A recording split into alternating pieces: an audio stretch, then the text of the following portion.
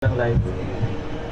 Magandang umaga po sa inyo lahat and welcome to another edition of Kapehan sa Davao, held here at the second floor of SM City Annex. We'd like to thank again SM City Davao for hosting our Kapehan, and also to our friends from Krispy Kreme for the delicious donuts and coffee.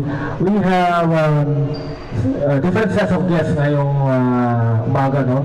We are joined by Sir Engineer Ruela Aradanas, the Regional Chief, ARTA, Eastern Mindanao Region, and from Ateneo de Davao, no?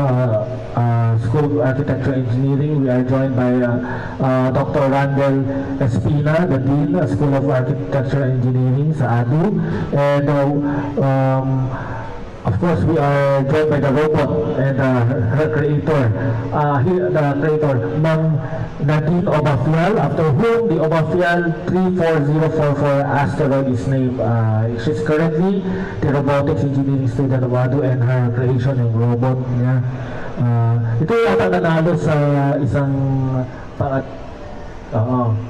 Then we have from Aquila Software. They will be launching the clinics, no? One Health, all-in-one healthcare management app. We are joined by Paulo Rodriguez, CEO of Aquila Software, and Ms. Christine Galvez, CEO of Aquila Software. To start our press con, we'd like to get the opening statement. We start with Christine.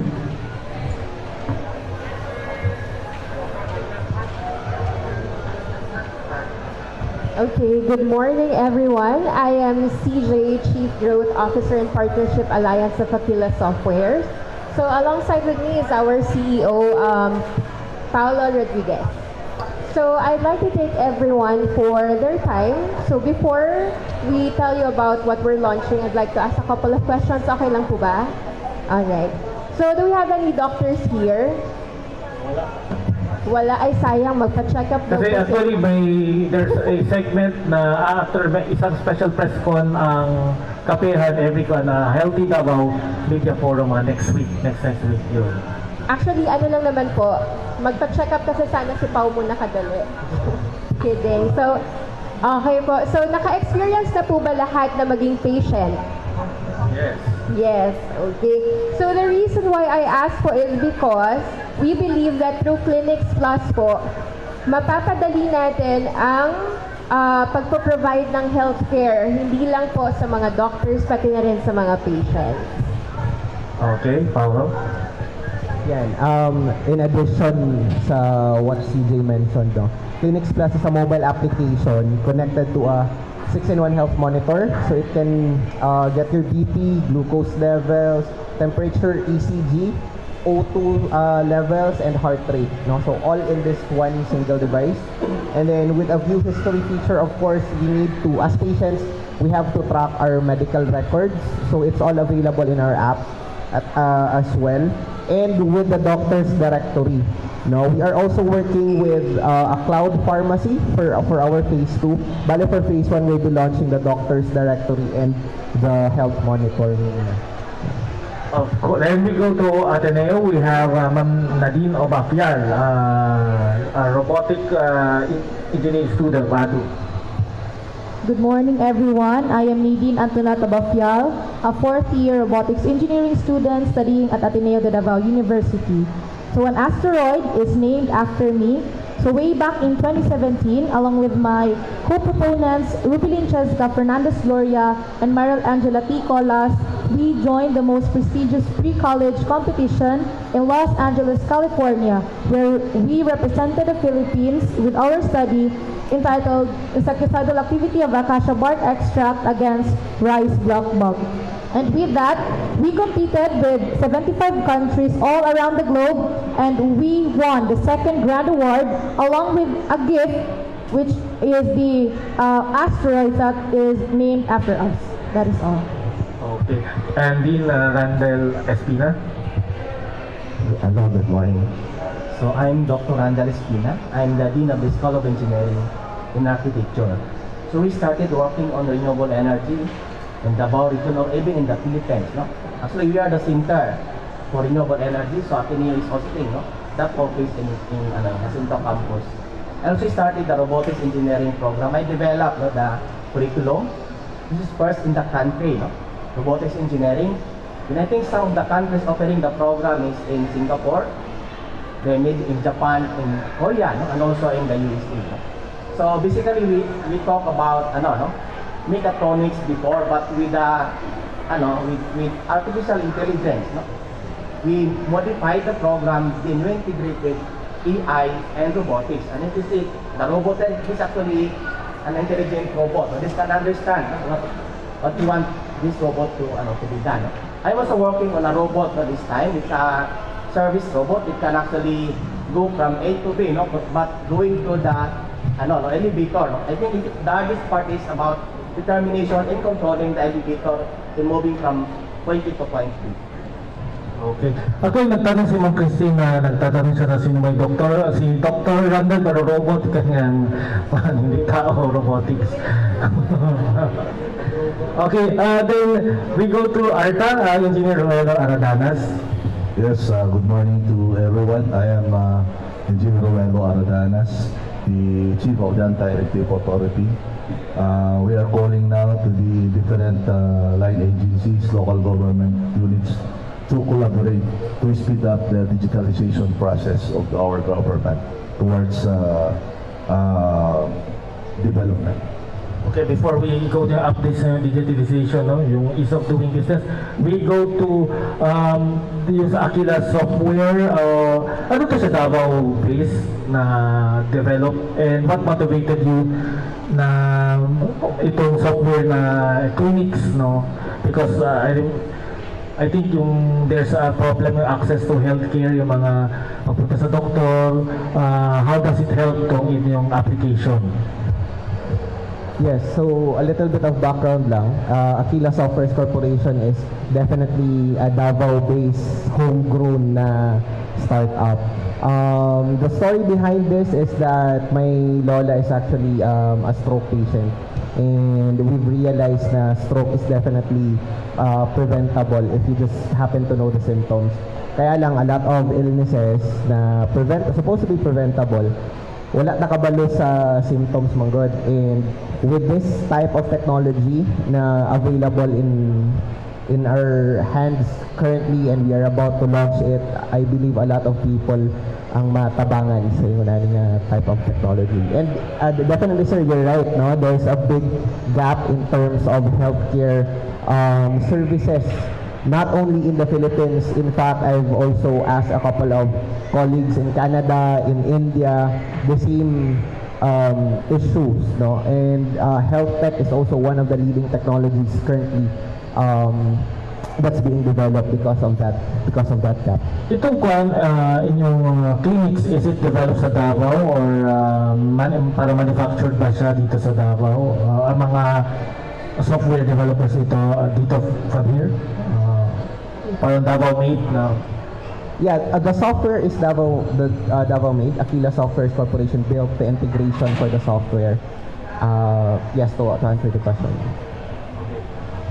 Then, yung clients natin, have we launched now or meron na tayong interest from other groups na to get to procure the clinics? So actually, we're still gonna launch it, pero initially, we already started testing it with a few doctors that we know and some of the patients that we also know.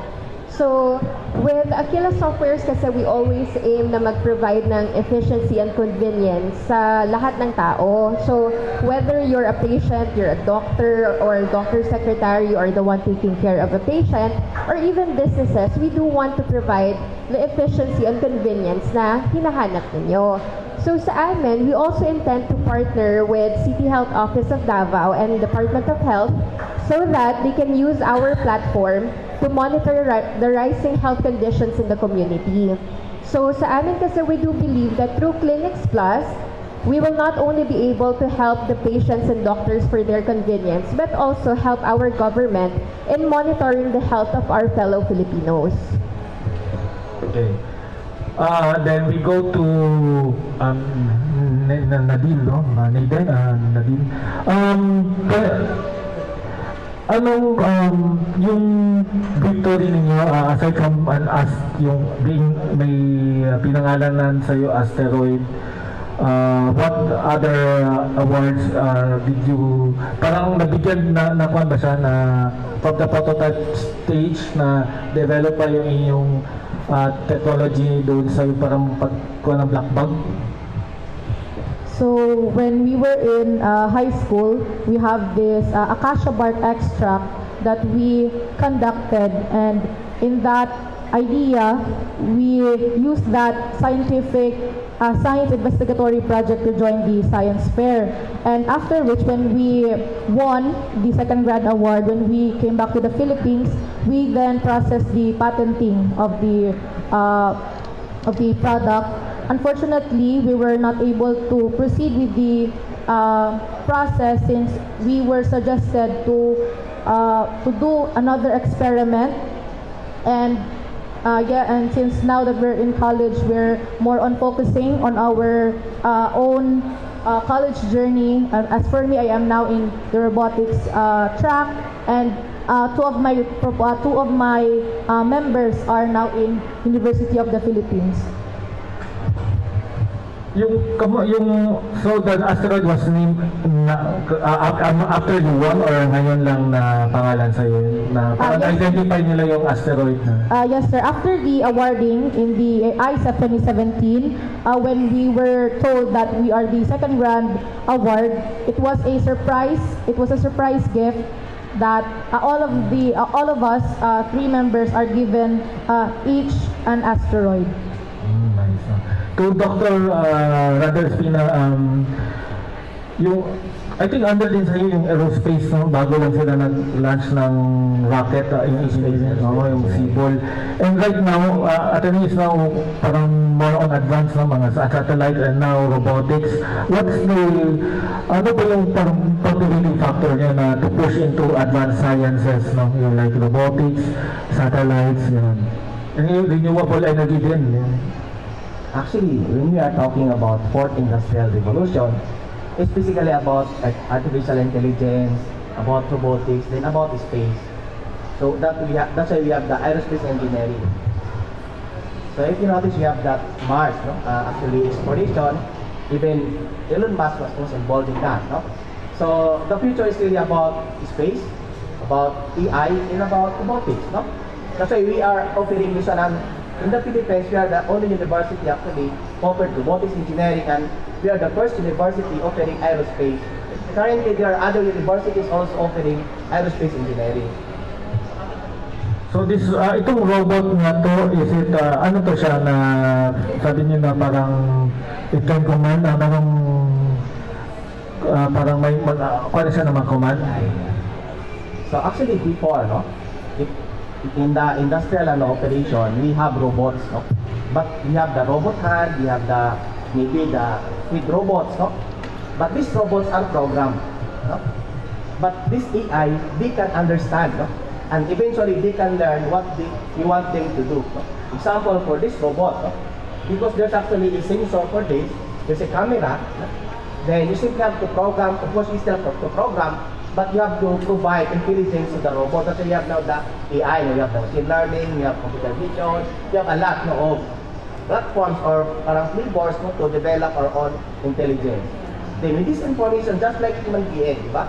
Pag may nakita ka, you can understand about it, then you can respond dependent on what you can see in the surrounding. It's the same thing with the robot. No? Once it is moving, it can actually, it will actually try to explore the area. Then eventually, the robot will decide where to go. With AI, no? Yeah, it's because of AI. Dati program lang na, Not before you have to follow a certain path, but now it's not. No? We can understand. Example, there's the parang an obstacle. There's actually a cluttered area. Then the robot can decide where to go. And the good thing with robot is it can remember, no? Better than us. No? You can even ask the robot to dance, no? To sing, no? And they cannot forget because you simply have to program, no? I mean, to store all the information. And maybe in the future we can say the singing robot, you have the dancing robot, no? And many other activities that robots can do us. Actually, the same thing with with us as persons, no? But they can also do it. Maybe we got a robot, walking robot, everything that can be done by the robot. Okay. Then we go to Sir Engineer Aradanas. Kamusta yung digitalization? Because you call, ilan percent na po ba yung mga LGUs na nag-comply yung sa digitalization natin? Actually, honestly, kukunti pa lang. I cannot give you the percentage because dalawang region kasi ang hinawakan natin. But here in Region 11, it's only, as of now, Davao City ang nag-comply, and the City of Samal, mamayang hapon, magkakaroon kami ng verification sa kanilang digitalization. But nag-move up na kami sa provinces of Davao de Oro, and soon the Oriental province of Davao Oriental, para mabigyan natin ng guidance ito mga local government natin before going into digitalization. Kasi kailangan natin munang i-streamline yung mga proseso nila bago tayo pupunta sa digitalization. I think nag-guess ka rin, sir, patagal na yun, yung Davao and Samal, what's the challenges na hindi ma-comply ng ating The challenges that we are facing now is it's not only kasi LGU ang dapat na magkaroon ng digitalization. When it comes to the permitting process, kasama kasi dyan yung Bureau of Fire Protection and other agencies na involved like itong pag-check yung environment, no? So, kailangan makolaborate natin dito sila. Pati ang barangay chairman, kasi kailangan natin yung clearance o barangay clearance ng mga barangay chairman pati natin. barangays ka dapat i-digitalize din? Dapat po, dapat isa-isa. Kaya dapat collaboration eh. May system sa ngayon nangyari, may sariling system ito Bureau of Fire. May sariling system itong local government unit natin. At mayroon naman itong barangay. So kailangan ma-integrate natin itong tatlo para at least mas mabilis yung digitalization process natin. Pag nag-apply tayo ng permit sa isang local government unit, we don't need to go to Bureau of Fire anymore. Doon na lamang sa LGU. One-stop shop na lang daw. One-stop shop the whole year. Kasi nangyayari sa atin ngayon, one-stop shop lang siya from January 1 to January 20. So, ang pinapatupad ngayon ng Anti-Rape Authority is the whole year na one-stop shop. Okay, before I turn over the mic to Armando, I would like to ask sa Aquila, because ang kuha natin no, hindrance, naisip yung hindrance natin is yung cost, no? Healthcare cost. Will it help makasave ba sila with clinics? Kasi yun yung, and is it cost accessible or affordable to many Filipinos? Well, in terms of cost naman, sir, definitely I agree with you na one of the biggest hurdles in terms of getting healthcare service is the cost of medical bills, no? Especially in emergency cases, no? And that is basically one of the main reasons why we created Clinics Plus, wherein you can track your health in a timely manner, real time, no, for us to prevent those emergency cases where we have to pay big amounts of bills. So the subscription, the application is subscription model, so you just have to pay monthly. For now, we are actually the subscription is 99 pesos per month only for premium users. You can upload 5 patient profiles already with that. So you can upload your mama, your papa, anak, kapatid, and then yourself for just 99 pesos. But for the first rollout, we are planning to do a 50% discount, just to cater the early adopters of the application. So only with that amount, you can monitor your health. So I think it can save you a lot of cost in the future in terms of emergency cases. Kay Engineer Ruel, sir, you said a while ago that there's a need for the integration of systems para mas streamline na ang transactions nato, sir. So, sir, how can we unsa ba ang mga pamaagi, sir, na mga maisa nato if ang mga agencies lahi-lahi sila og pamaagi sa ilang mga transactions. Ay, engineer, excuse me. Ay, Paulit, sir.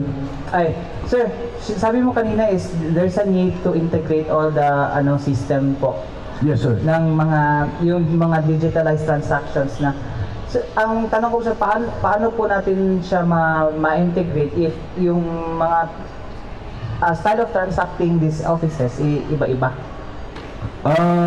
Meron kaming sa tulong po ng DICT. Ng DICT. Kaya ang ginagawa po ni Arta ngayon is kinukombine itong Bureau of Fire, DICT, the LGU, and even the Land Bank. Kasi when you pay online, we are using the Land Bank EPS portal o kaya GCash. Depende kung ano yung gusto ng LGU na mode of payment online. Kasi ang gusto natin dito is we can apply na online. We don't need to go to the LGU to apply the permit or clearances na galing sa LGU natin. So we can just apply through online sa ating cellphone. We can pay na doon and then we can just email the clearance or the business permit of the LGU. So, kamusta na po yung sir, para yung process na ma-integrate na to sa ngayon based on your inspection na ginagawa sa mga LGUs and other agencies? Ang problema is meron na kasing joint memorandum circular with these agencies, no? Ang problema is hindi na cascade o kaya hindi na inform itong nasa regional office. Kaya yun po ang ginagawa namin, pinupunta namin itong Bureau of Fire, the Land Bank, at the LGU. So kami po nagkakandak ng meeting para at least maayos po natin ito. Just to like what we are doing now in Samal Island, namaya Alauna, we have a meeting, collaboration meeting with these agencies para at least makago na yung digitalization nila when it comes to the business permitting.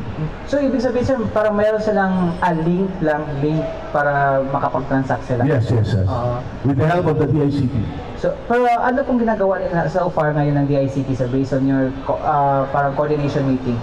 Sila po na po-provide ng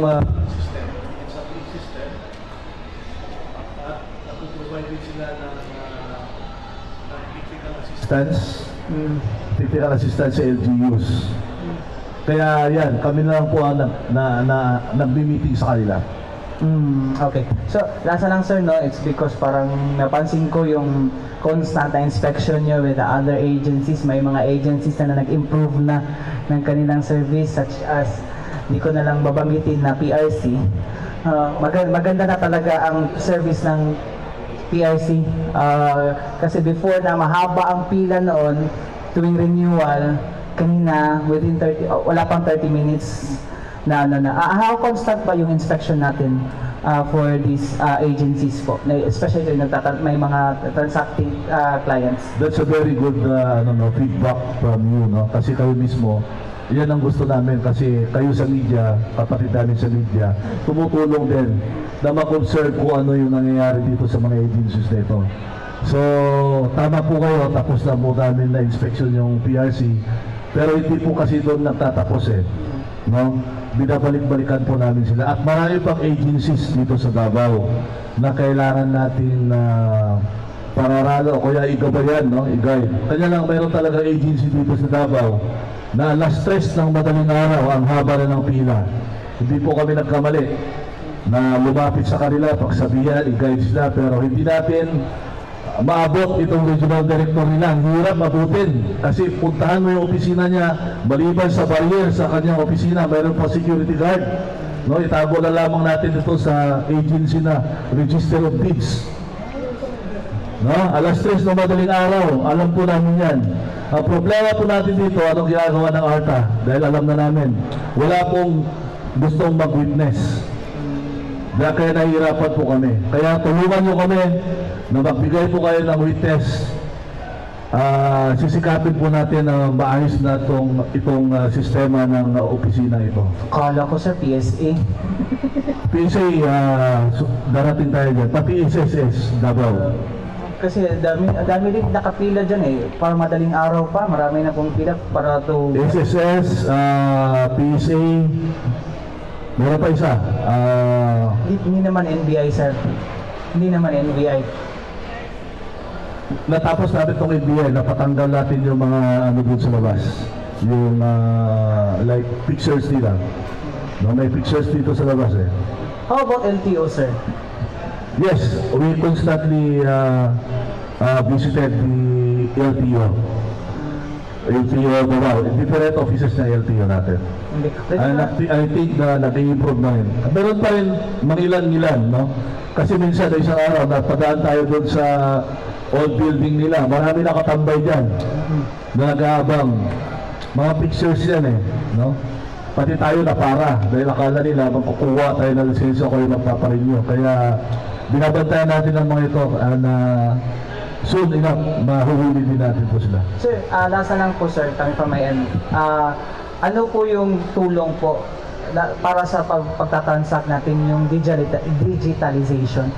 Malaki ang tulong nitong digitalization kasi no contact policy na eh. No, hindi na tayo pwede humarap ng harapan o magbibigay. We can just apply it online. Wala nang lagay yun. Kung fix yung magkano yung babayaran. At kukunin mo na lamang siya. Pag tapos na yung transaction mo isang ahensya. Para kanina sa... No contact policy yun po ang pinapayaran natin. Same pala kanina sa PRC, sir. Yes, sir. Ganun na pa ba nangyari sa kanila?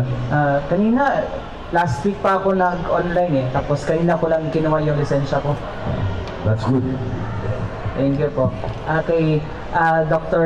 Randall Espina. Sir, it seems na Ateneo na yung nagiging center of technology na dito sa Davao region. It's because of your programs po na parang napaka-advanced, no? Just like, ano ba yung mga, yung MIT, and I think Princeton. May partners po ba kayo from other countries po to collaborate, no, for the advancement of your technology studies? Actually, we are working with the Kwangwon University in Korea for the robotics.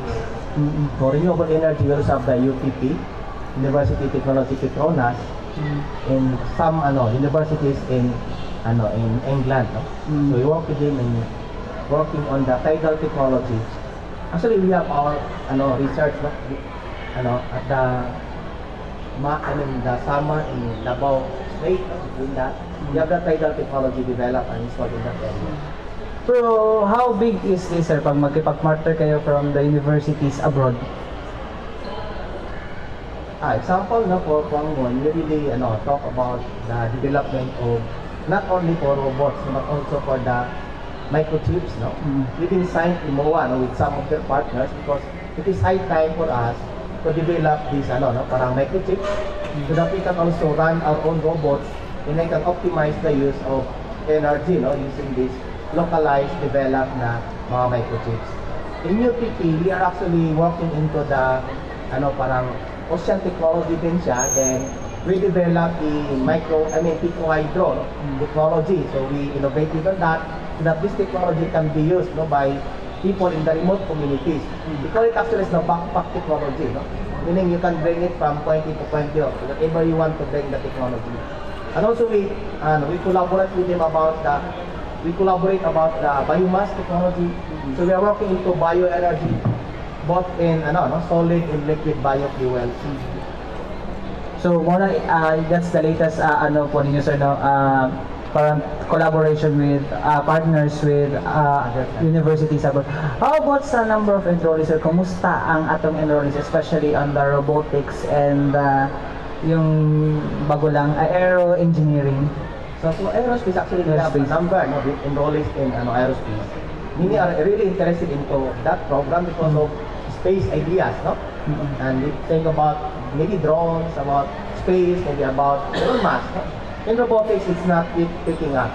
Kasi I think they don't know yet where to work, meaning the parents, because this is a new program. Others do not know really what is this program. Kailan ang po tong robotics, sir? Sorry? Kailan ang tong robotics We offered na? robotics in 2020 during the COVID time. So, first batch pa sila? Sila na batch. So, sila ang pioneering na batch. So, right now, sir, paano natin i-promote tong robotics, sir, doon sa gusto na. And then, and isa pa doon, sir, sa problema is the quality. Ano ba yung parang pangsala natin? Kasi parang sinasala yung mga students na nag-enroll dito eh. Actually, we have here the, the chair of the robotics program. Okay. About the promotion, they really work hard to promote this program. Actually, the good thing with this program is we focus on agricultural robotics. That's why we are partnering with some local companies on the development of a robot for farming. No? We are not replacing really farmers. We are helping farmers to increase their productivity. So, mechanization. Yeah, mechanization, but it is autonomous. No? When it is automatic, you can program it maybe with the help of drones, with the help of the harvester. Basically, it's really about robotics. Then currently, actually, we are working with DOST. We are developing a technology. It's an electric vehicle, but it is a robotics vehicle. No? We integrated about autonomy, about how the robot will work. Self-drive na. Yeah, self-drive robots. And actually, we are designing for 6 robots, a vehicle for 6 provinces. And hopefully we can develop this one starting by January, depending on actually the parang requirement of the OST. But maybe in the future we can see a lot of these robots in Davao City. No? Okay, thank you po, Doc. Last na lang, Doc, no? Kay Nadine, ma'am, paano po kayo napunta yung hilig nyo sa robotics after yung discovery nyo last time, no? I think it's more on biology, and this now is more on physics and engineering. Paano po napunta yung focus mo dito po sa robotics? Well, understanding the biology systems has given me a unique perspective on how I can improve it in a way that when I was introduced to robotics engineering, I can use the concepts in which I can integrate these natural systems to robotic systems. So upon knowing na naanad robotics engineering sa Ateneo, I grabbed the chance and I am very happy to be one of the robotics engineering students. So even gradually increase me, I am very happy to be part of this advanced course. And also hopefully young generation will be interested in enrolling in robotics engineering. In your 4 years sa pagtuon on robotics engineering, usa imong mga natun-an na pwede nato magamit in the near future, maybe sa dili lang sa agriculture but on the other advancement sa isa kung sa nga industry? So robotics engineering enables the next generation to venture in work advancement, no? So robotics is offering a lot of specialization. So right now we have the agricultural robotics. Another is biomedical technology. So right now I am having my OJT at DMSF. Yes, so in that school, we do 3D printing, wherein we make medical trainers for the students there na nasa nursing department. And also we have this NC tools that we can provide the students, wherein we specialize in electrical installation and maintenance, electronics products, services, and welding, and many more. Speaking of medical robotics, tama ba ko? Biomedical robotics. It's because if you heard actually last time si Dr. Rick Aldan from SPMCs, nato siya giingon na nana sila robotics, I think nurse na murag magamay sa hospital. Gikan to sa inyo mga kuan idea. No po, yes, but however, our school is really encouraging students po, no, na mag-produce o even sa ilang mga thesis na more on related to robotics or even the biomedical robotics po. Okay. Dasa lang, unsaan mo ang research, no, as a graduating student? 5 years ba? 4 years as a graduating student. Unsaan ang research mo on robotics na mga pwede magamit? Yes, so right now, my study will be focusing on making an autonomous window cleaning drone, wherein my focus problem is to give safety for those humans or laborers that are working in high-rise window buildings. Thank Okay, you. to clinics, yung DOH, have you kuhan with DOH partnered na yung sa inyong product? And since software developers kayo sa Davao, kamusta na yung mga yung industry, software development industry and IT industry dito sa Davao that you were able to create this product dito sa ating lungsod?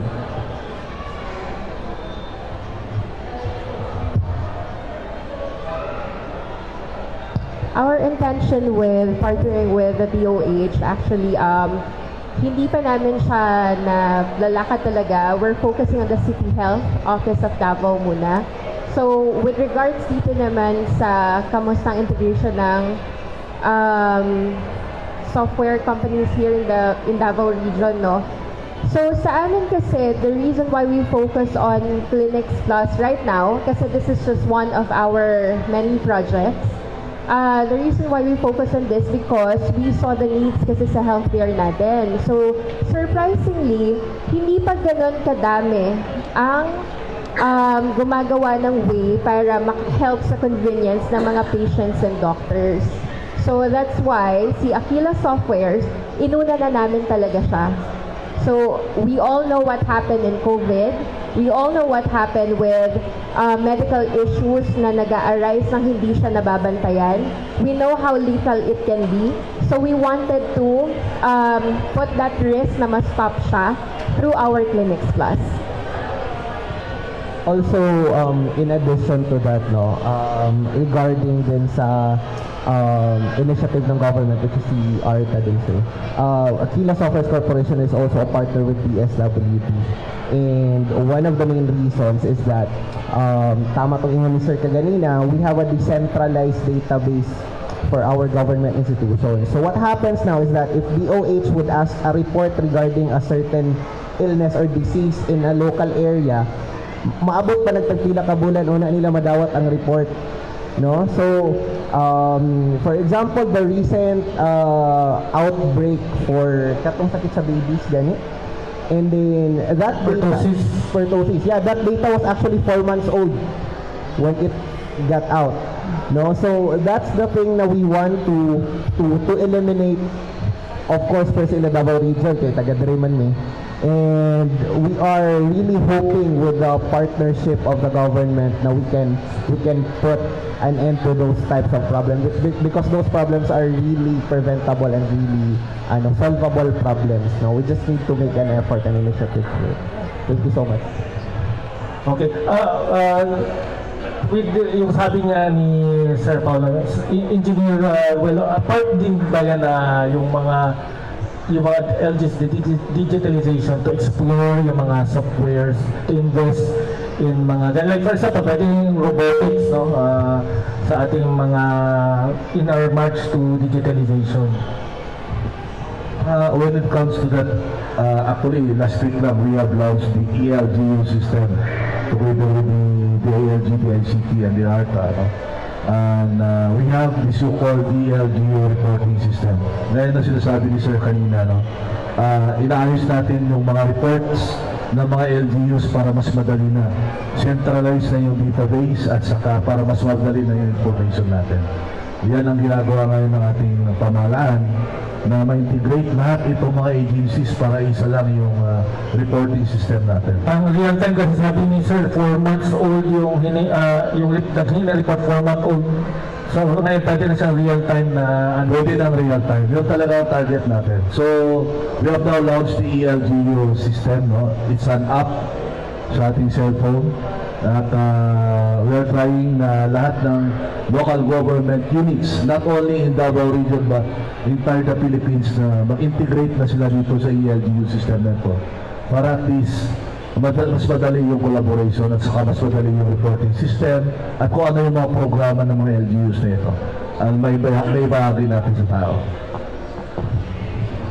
Kay Engineer, the previous press call, you said that they're aware, or there are local chief executives or local government unit na nakasuhan for non-compliance sa katong ease of doing business? Kung sa update na, sir? Natay conviction, dalawa. Oh, lumabas na yun. So, I have not yet, nasa Eastern Mindanao. I have not yet authorized to divulge that. Dalawa. Among the cases that we have filed, there are 2 convictions here. Nasa court na siya. Ano yan, sir? Chief executive yan? Local chief? Executive? It's the head of an agency. Okay. So, kanya na yung agency. And saan ito, sir? I cannot divulge it yet, no? Wala pa akong authority to divulge. Saan, sir? Saan yan? Dito sa Eastern Mindanao. Eastern Mindanao is composed of Region 11 and 12. Specific, sir, na region. Yan naman do. Ha? Specific na region. Region 11. There were 2 convictions Engineer? this year to 2024. So, ano yung violation, sir? Ha? Ano ang violation? Violation is, one is the fixing. Fixing. It's a fixing. Fixing and the other one, sir? Collaboration with the fixers outside. That's one. So, ang isa, sir? Yes. It's an agency of the government. So, yung isa, fixing, yung isa, ang kaso? Yung isa is like tumanggap ng lagay. Yeah. Ganun siya. So, we have, marami kami pinapile na kaso against government employees and officials. Yun lang, talagang matagal yung proseso. Ang sa amin kasi, kami yung nag-build up ng case. Kami rin yung gumagawa ng case study. So, pino-forward lang natin ito sa Civil Service Commission, the Office of the Ombudsman, or any other pertinent court. So, sila po nag-decide na yan. So, doon po nagtatagal dito sa amin. Kaya kung sa amin, mabilis po yan. Kasi we are an investigative body. So, to pursue a certain case, no, you need to have a complainant, tama ba? Dapat meron, may complainant talaga. Pero yun na, tumatanggap kami na anonymous. Again, tumatanggap po kami na anonymous complainant. So, talaga pinoproteksyonan namin siya. Ito lang, isang agency. Masyado kaming, itong register of deeds lang talaga.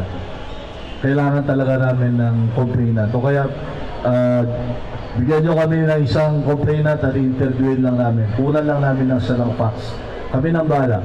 Sir, tama, sir. Yung talaga yung mangtas kayo na agency, sir. Grabe ang complaint. Alam naman natin, open naman dito sa Davao eh. Kaya nga, ino-open ko ngayon sa media eh. No? I have the clearance na i-open na to sa media dahil nga matagal ng problema ito sa Davao region. Alam po natin yan, di ba? Yes. At walang nagagawa itong mga agencies natin. So, sa amin po, yun nga, hiniikayat namin ngayon ang mga mamamayan na kung may complaint po kayo, pumunta po sa amin.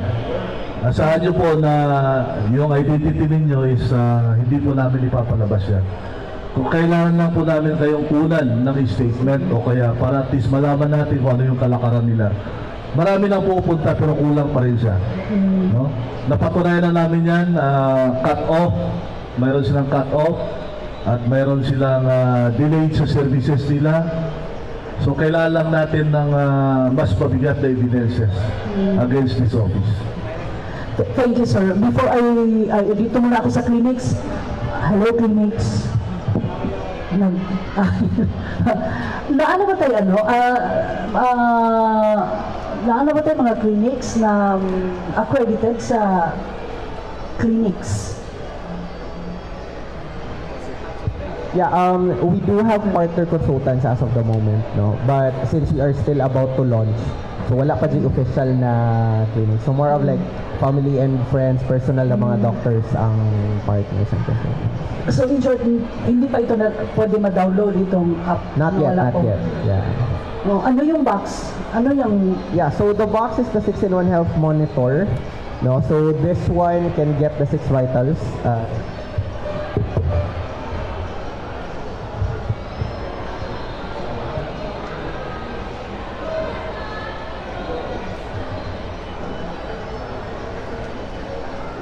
Yeah, so ani lang siya kagamay, it can get 6 vitals already. BP, Oh. ECG, glucose level, O2, heart rate, and body temperature.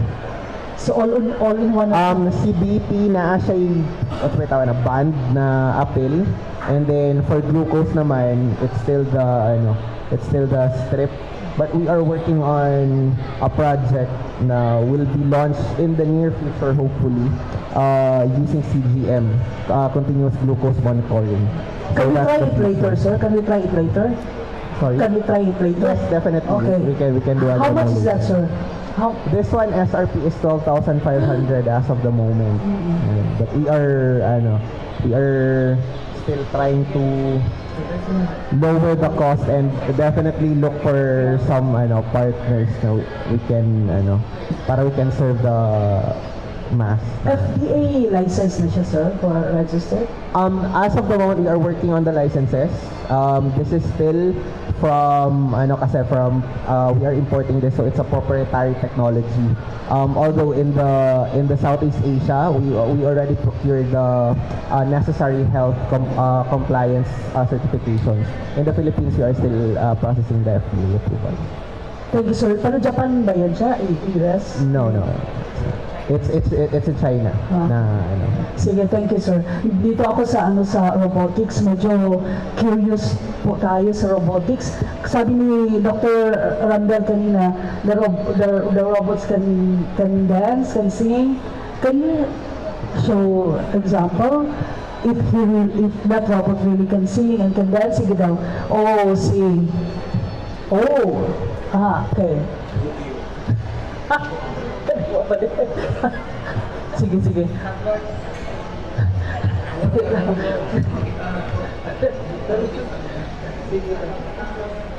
Pabutan mo sa baba niya eh. Okay. So this is the RoboNova, where it can perform basic human actions. Oh.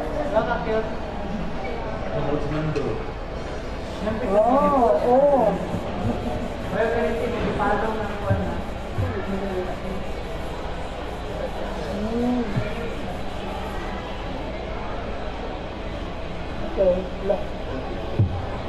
Nice.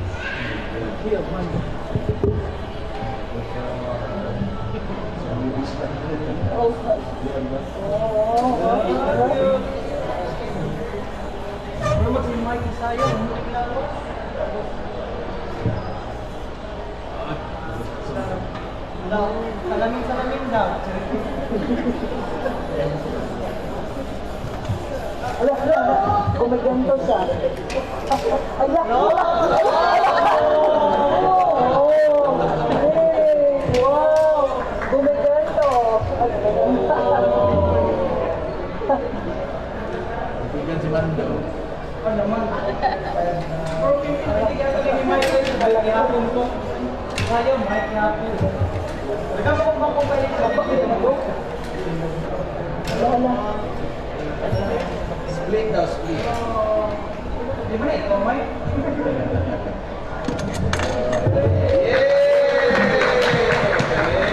Wow. So he can sing also. Depending on what program is Okay. the robot. So, nag-dance siya or exercise? Both. Okay, galing-galing naman. Pero ikaw, isa ka sa gumawa niyan, tama? Ang nag-code po is robotics engineering students po sa Ateneo po. So, curious ako, kung anong mga materials na ginamit dyan. Actually sa robotics systems, no? Ang pinaka-importante itong servo motors kasi siya yung nagmo-move. Ang problema is balancing, di ba? Kasi robot yan, different yung tao kasi nag-isip tayo paano balance, automatic. Sa kanya, it's really, you have to provide the information of how to respond, no?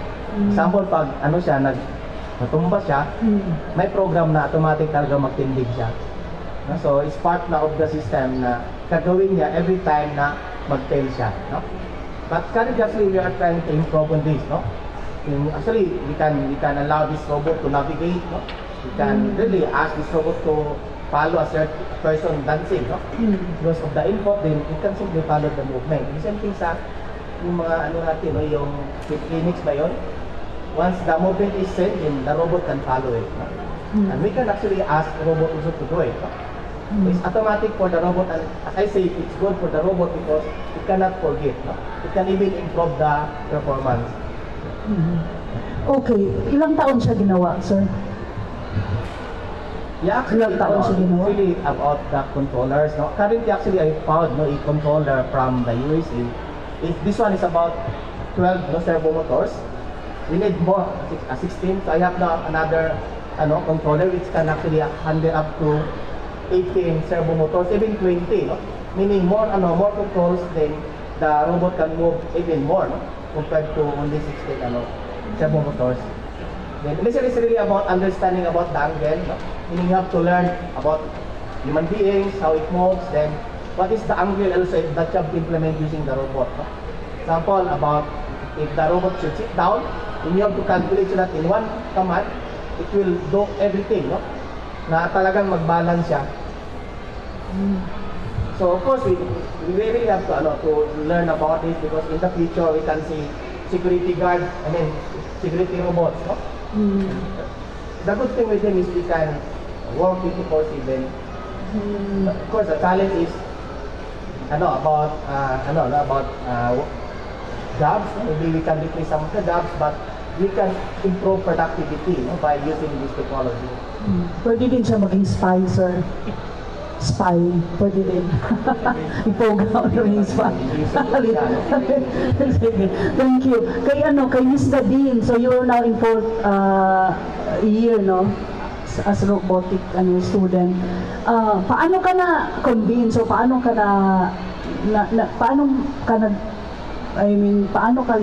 convince na mag-enroll, diba? So, I believe na ano dyan kayo mga ideas na, or curiosity na gusto ko na. Can you share your story? So growing up, my family is really into the technology-driven bitaw na mindset. So when I was still in high school, nanajud siya robotics, pero kamong study is we are more inspired to help the farmers and to have this sustainable environment na hopefully makakontribute me. Kumoto nag-focus mi sa acacia bark in terminating the rice black bug. However, when I was and right now naanan ako sa college is na-realize na ako na it is very nice na mag-venture food ko og more on technology na, and also I can integrate my learnings in the agricultural aspect. So right now, I am very happy that I am one of the students, and also I am one of the students na nag-grant ng scholarship, which is the President's Scholar. And yeah, I am very happy po to pursue this course. And hopefully, a lot of students will also be interested in studying robotics engineering. Okay, so after graduation, curious lang din ako sa course ba? After graduation, ano yung magiging path, the career path mo? Actually, we have we have 4 tracks. One is agri robotics. We have biomedical robotics. We have also the MEMS and the space robotics. No? MEMS is basically about really small scale systems na, no? Agri, no? Because you have a lot of parang agri system. Mindanao is really the food basket. We need help, no, from technology. Because you can really increase production once you have this one. No? And actually, we are competing with other programs. So we have electronics, we have computer, and we have also computer engineering, computer science, and also the data science. The good thing with robotics is we combine them. No? We have the hardware and the software. They can develop software, but they can integrate intelligence. That's why we have the AI. No? And also for our biomedical robotics, they can proceed to medicine. It is really prepared, no, for to pursue medical programs. Then for space robotics, that's why we partner also with aerospace, because we need also robots in the space. That's why we have this space robots. Because eventually we'll be sending a lot of robots in space.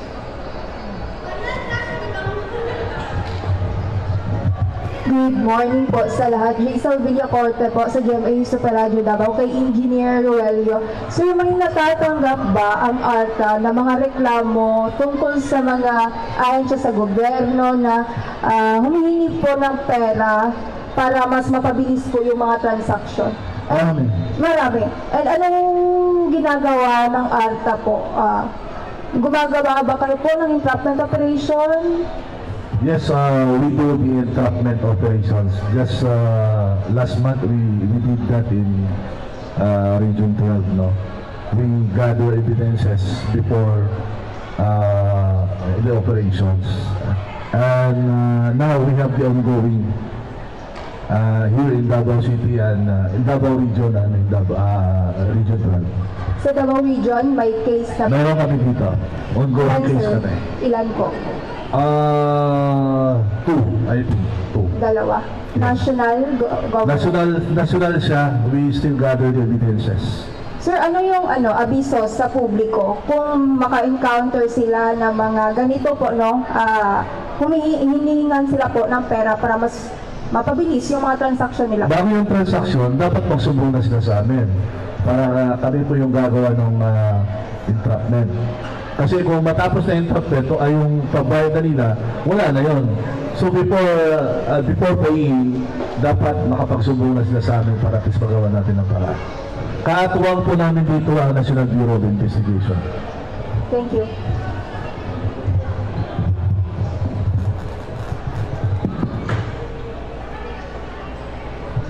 Good morning, everyone. So, ako pangutan na kay Engineer Roelio.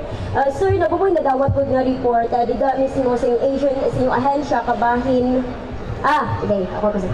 Sir, nabuboy nagawat nga report. Kabahin sa inyo, dira sa inyong ahensya, kay karon manggod is daghan na mga Chinese nationals ang nagkuha, ay man nakapalit registration dira sa may LCR sa Santa Cruz. So, di una nang sa gibutyag ni Senator Gatchalian, sir, nga kani siya, doon natin sila ginabayaran nga 300,000 o nga makakuha na o legit nga certificate ang kining mga Chinese nationals. So, usa nyo hang action po ani nga mga problema, sir? Nakabulong na kawala party nga na, no? Pero wala pa may complainant so far as of now. Wala pa. That's why we are still waiting kung na complainant nga buhating sa mua para at least makuha na mong statement para maka-start mag-investigate. No? Naanak ko na dunggan pero it's just a hearsay. Di magkabalo kung asa mo may start na. So we need a complainant para at least maka-start mag-investigate. Good morning, sir. In connection lang sa pangutana, dili maka-intervene si ARTA without complainant. Naa naman sir mga ebidensya nga nag-gathers in BI. Basta kay walay complainant, dili mo pwede manggilabot. Dili dyan pwede, sir, kaya mga basis na ito. Now, if they filed a complaint sa NBI na postuan na. Okay. Kung bilis na sa AMUA, kami postuan na. Or pwede po collaborative effort kay nabuhat na naman na sa uban agency. Just like we did, no? 95 mga complaints sa AMUA against government agency. So, nag-collaborate din sa NBI.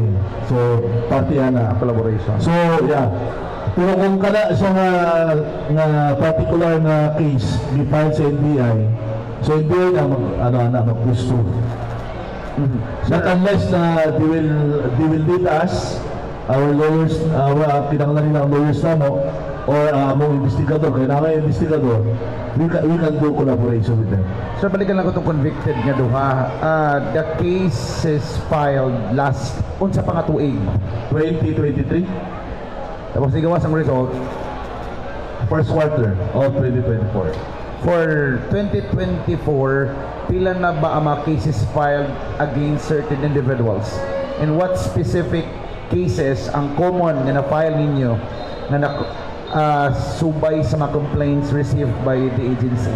First, the common cases that we filed is the delay delaying of services of certain government offices, and fixing and administrative cases para mga suplada na empleyado. That's one of the common cases that we file to our offices. No? Kung pila na ang na-file naman, I think I cannot give the exact number, no? The file that we have, kaya we file. Kaya nga naman, ginabilang lang naman sa pagnahuman na. Kung file na, sige lang file na, sige lang file. And the filing is this. Kung for view sa civil service, dito naman kinafile administratively. Pag criminal, ombudsman. Sa Eastern Mindanao, which region ang naay pinakadaghan na complaint nga inyong nadawat? Kung pwede sa ma-specify, what particular province or city ang naamoy daghan kay nga bulk nga nadawat? Davao City. Davao City? Yes. Kay naman din ang region. So, dali lang mo reklamo. Ang tao, kay naarabi sa Tana. Karang inipay sa Tana, mga na yung opisina na mo ron. So, normal ng influx complainants na yun rin sa city of Davao. And succeeding is the provinces of Davao region. Nakalang napod Jensan, napod Coronadal, napod Region 12 via email or via our hotline. Sir, among sa mga government agencies sa Davao Region or Davao City per se, asa dapit ang unsa nga ahensiya ang may daghan kaayong reklamo? ROD, Register of Deeds, Davao. To be blunt. Okay, to a lot of clinics, yung product niya and the software is different or same lang yan sila. Yes, the hardware, sir, is integrated to our software. So kailangan mo ng billing yan, then the hardware, the software. yes. So basically, how this works is that you can opt in to purchase the hardware, and ang software, libre na ang software ana. And also, you can use the software without the hardware. But you can buy the software, walang sa hardware, walang ganyan, yung software lang. Sorry. So kailangan you can buy standalone yung software. Yes, the app. yes, yes. Sa phone, pwede ba sa phone? iOS phone, yes, yes, sir. iOS and Google Play, ganyan. iOS and Google Play, yes. To din Randel, ano po yung Tidal Wave, yung ER na power na sabi niyo na nag-experiment kayo dito sa may Pakiputan. Still, can you describe it? Actually, sa ocean technology, renewable energy, we have three types. So one is, we call it parang yung wave technology. Yung wave technology, pag may movement ng ng tubig, you can harvest actually the electricity because of that movement. Yung tidal technology, is basically yung stream flow, di ba? May high tide, low tide. So you can take advantage of that flow, from inside kasi ilalim yan. You can put there actually it's like parang a wind turbine within the sea. Para pag nag-move, it will rotate. The good thing with the tidal technology and with water is about 6 to 10 times the density compared to air. Meaning even slow yung movement, but mayroon kang high torque na ma-harvest. And then meron na isang technology yung ocean thermal, yung OTEC. Ocean thermal energy conversion, meaning para bang we have to compare there's a difference between the temperature sa itaas ng tubig at saka ilalim. We can produce actually electricity by taking advantage of this. And maybe we learn also about deuterium, in Surigao. Actually, deuterium is one of the components para magamit natin yung nuclear fission. Pero ang pinaka-problematic is that deuterium. But if we can develop that locally, then there is really a good future for energy using nuclear fission at the fission type. Ano yung sa Pakiputan yung sabi mo na yung create na experiment na may prototype na yun? Ano yun sa we call it tidal technology. Ang sa tidal is basically a wind turbine, but we call it tidal turbine. Mas matibay siya compared to wind turbine din sa ilalim, nilagay siya. Sa Davao Gulf, ano potentials ng tidal can be tap? Ilang megawatts ang power ng mga tap? Kasi kasi sa amin, funded by DOST, maliit lang yung experimental talaga siya. But we also have another funding, no, from yung sa London, sa UK, no, o yung sa EU, wherein they partner with us para sa marine engineering na technology, no. But actually, if you have to compare yung potential natin sa equatorial side at saka yung sa northern, mas mataas sa northern. We have about 3 to 4 times the potential compared to us in Mindanao or in the Philippines. Parang strength ko lang, no? Parang mayroon kang pasok ko dito. Okay, thank you. Last questions, Carlo, before we... Just for the sake of time management, good morning to our distinguished guests. For Ma'am Nadine, if necessary, around a few years from now, what can you contribute for the innovations, if ever your invention would be given big help for the Dabaweños, and especially to some areas that are yet to improve po, if necessary?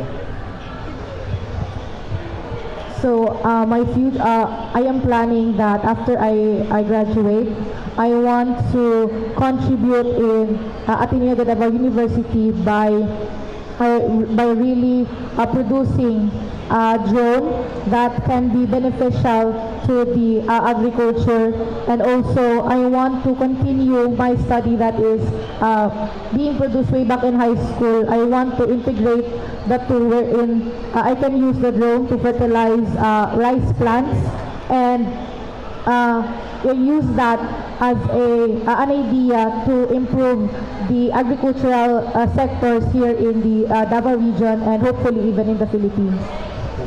Last na lang, no, I don't know if you have the liberty, it's either kang Ma'am Nadine or kang Doc. There was just a recent event po, as what I read, that there was a first case of ingon natong robots with sites sa South Korea, specifically sa Gumi City Council. Din report that civil officer robot deployed by the Gumi City Council threw itself down a flight of stairs. So this is not, this is just the first time that I have just read it, but what can we do right now in case na dili perfect? I know dili ba perfect ang atong mga robots na gina-invent in some areas of Davao region, but what can you try to spread awareness po in case lang kung simba ko lang pala yung ma-malfunction robotics if dili mo gana yun. First, I will talk about when the robots malfunction. That is actually the strength of the Philippines. Diba we send a lot of workers from the Philippines to other countries? We can send a lot of robotics engineers from our country to actually repair, because we don't actually talk into welding, about electronics. No? The first objective of having this program is really to develop our expertise. Because eventually in the future, we have a lot of robots, but the problem is how to maintain them. Filipinos can do it. So we can really develop our expertise. We can, actually, the technology that, we can also do it. It's not perfect, everything is not, all countries cannot do perfect robots. But we will try. But the good thing with us is, we are willing to go into the parang sa global na level. Meaning we can maintain, we can repair all the robots outside the Philippines. So instead of buying robots from other countries, why not develop our own robots? These are actually two things that can create employment to the Philippines. And then maybe actually my dream is really property robot who can can sing, can dance, then can guard, no? And can farm, no? And can do things that we can do. That the purpose is not to replace people, no? But to help people. No? If I agree to the farm, natutulog yung tao, no?